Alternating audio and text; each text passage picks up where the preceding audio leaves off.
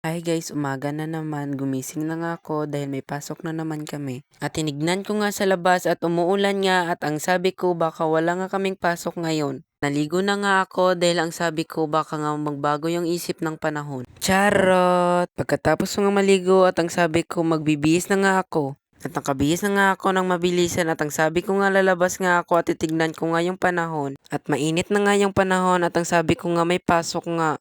Kahit kumain na nga ako ng mabilisan at ang sabi ko baka late na naman ako. Charot! Pagkatapos kong kumain, napatoothbrush na nga ako at ang sabi ko mukhang mabaho na naman.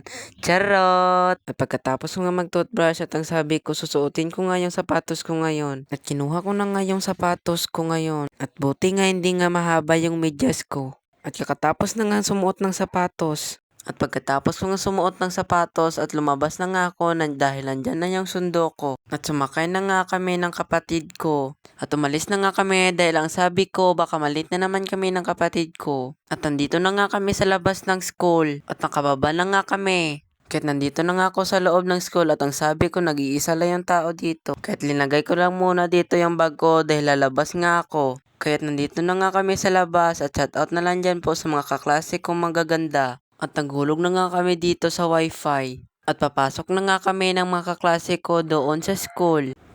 Oy, mukha kang si Momo Challenge.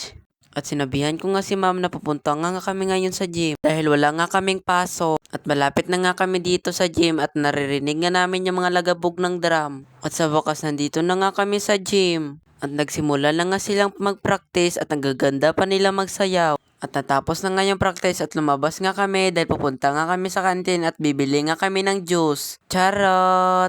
Pa-shoutout na lang po dyan sa inyong dalawa. At dumaan na nga kami sa palayan. Charot! At nandito na nga kami sa kantin at bibili nga kami ng juice. At ito na nga yung juice namin na binili. 8 hours later, toot. Kahit sumakay na nga ako dito sa kaibigan ko dahil wala na naman akong sundo. Kahit nandito na nga kami at pababa na nga ako at shoutout na lang po sa inyong dalawa. Charot! Oy, si Momo Challenge na naman. At sa wakas, nakarating na nga ako sa bahay.